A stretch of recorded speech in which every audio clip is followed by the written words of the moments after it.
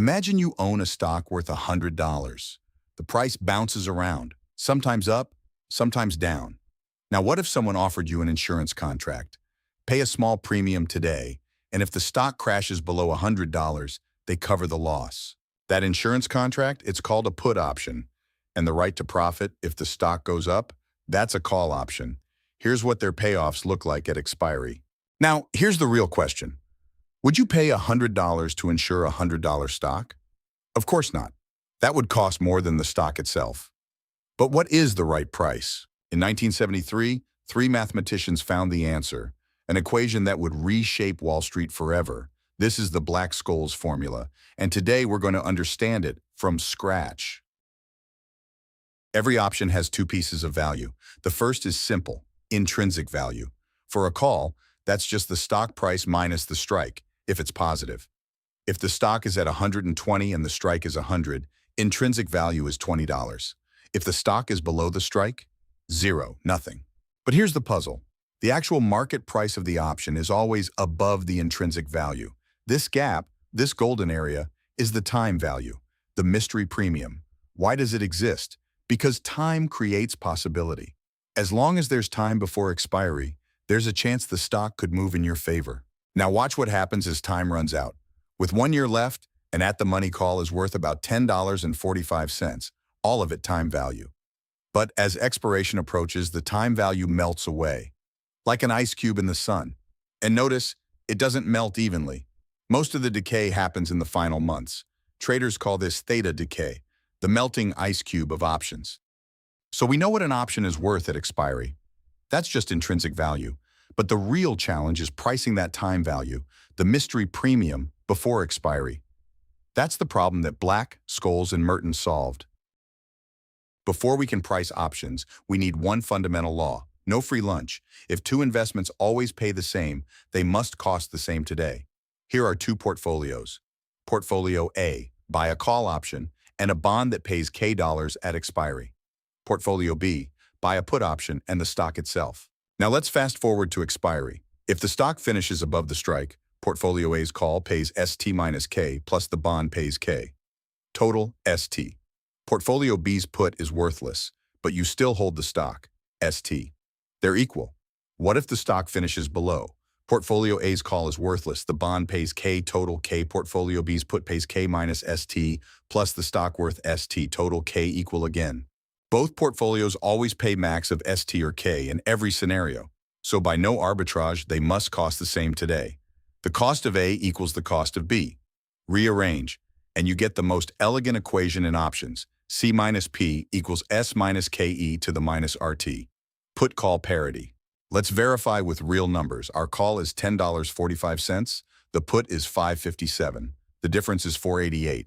The stock is 100 minus K discounted, 95.12. Same number. And here's the beautiful part. This proof used no model, no assumptions about how the stock moves. It works for random walks, jump processes, anything. Pure no arbitrage logic. Now let's build a pricing machine from scratch. Forget continuous math for a moment. Imagine the simplest possible world. A stock at $100 that can only do two things: go up 20% to 120 or go down 20% to 80. A call option with strike 100 pays 20 in the upstate and 0 in the downstate. Here's the key idea. Can we build a portfolio, some shares plus some bonds, that perfectly copies the option's payoff?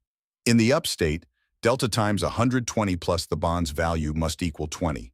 In the downstate, delta times 80 plus the bond must equal 0. Two equations, two unknowns. Delta equals 1/2, buy half a share. B equals -38, borrow $38. The cost of this replicating portfolio is delta times S plus B, 50 minus 38.05, 11.95. That's the option price. No probability needed. But there's an equivalent and beautiful way to write this. Define a special probability P, not the real probability, but one that makes the expected stock return equal the risk-free rate. Plug it in, e to the minus r times P times 20. Same answer, 11.95. And here is the deepest insight in all of option pricing. This probability P is not the real probability the stock goes up. It's a mathematical construct. the probability that makes the expected return equal the risk-free rate, the real-world probability. Whether you think the stock has a 60% or an 80% chance of going up, it doesn't matter.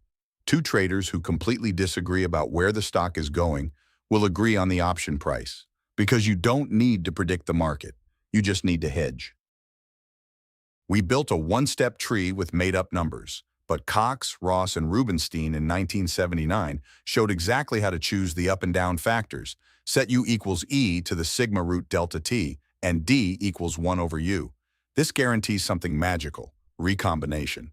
An up followed by a down lands at the same node as a down followed by an up.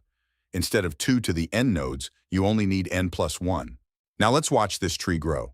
We start with a single node at $100. One step, two possibilities. Two steps, three nodes, because up then down merges with down then up. 3 steps, 4, 5 steps. Just 6 terminal nodes instead of 32. And look at these final stock prices. They range from $64 all the way up to $156. Each terminal node has a risk-neutral probability, weighted by how many paths lead there. Let's plot these as a histogram. The horizontal axis is the log return. The vertical axis is the probability. Even with just 5 steps, you can already see it. The shape of a bell curve emerging from coin flips. Now imagine, what happens when we don't stop at 5? What if the number of steps goes to infinity? In Section 4, we split time into 1 step. In Section 5, 5 steps. But what happens when we keep going? Let's watch the terminal stock price distribution as we slice time into finer and finer pieces. 4 steps, 8 steps, already smoother. 16 steps, 32 steps. The shape is unmistakable now, 64 steps. And there it is, the bell curve, the log-normal distribution. The Central Limit Theorem has done its work, transforming discrete coin flips into a smooth, continuous curve. And look at the price. With 64 steps, the error is down to just 3 cents.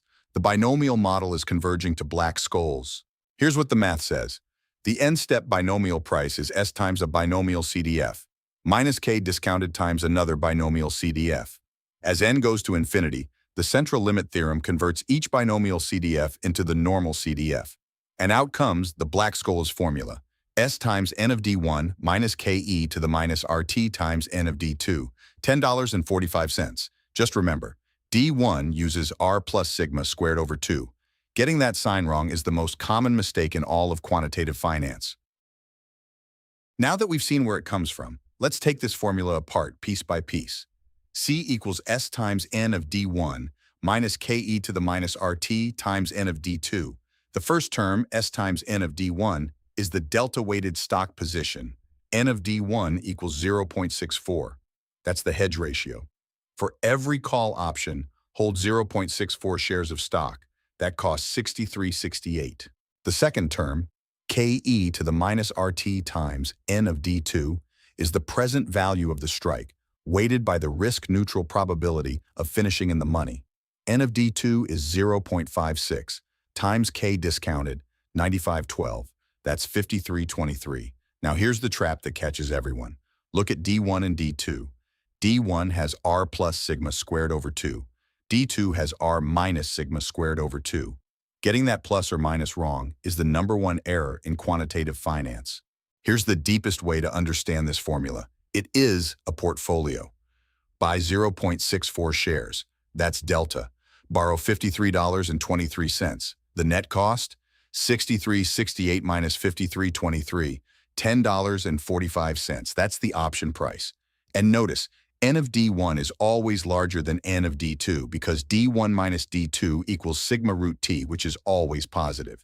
Delta is the hedge ratio. N of D2 is the in-the-money probability. They are not the same thing. Traders don't just use the price. They live by its sensitivities, the Greeks. Here's our Black-Scholes curve. Delta is the slope, 0.64. For every dollar the stock moves, the option moves 64 cents. That's your hedge ratio. Gamma is the curvature. How fast delta changes. It peaks at the money, where small moves matter most. And theta is the time decay, negative 0.02 per day. Every day you hold the option, it loses about 2 cents. The melting ice cube from Section 2. But Black-Scholes has a flaw. It assumes volatility is constant across all strikes. Before 1987, that was roughly true. Implied volatility was flat. Then came Black Monday, October 19th. The S&P 500 crashed 20% in a single day, a 20 sigma event under normal assumptions. After that, the market never forgot. Deep out of the money puts now trade at implied volatilities 8 or more points higher than at the money. The volatility smile, permanent evidence that Black-Scholes is wrong but useful. And now, the bridge between worlds. This is the Black-Scholes PDE, the partial differential equation that the formula solves. In 2019, researchers turned this PDE into a neural network loss function. Physics-informed neural networks, PINs. The same backpropagation from episode 4 of the Math Behind AI computes delta, gamma, and all the Greeks. Automatically. Same math, different world. The deepest lesson of Black-Scholes isn't the formula, it's the principle. You can price any derivative by hedging without predicting where the market will go. Next time we'll explore the shape of risk itself, portfolio theory, and the efficient frontier.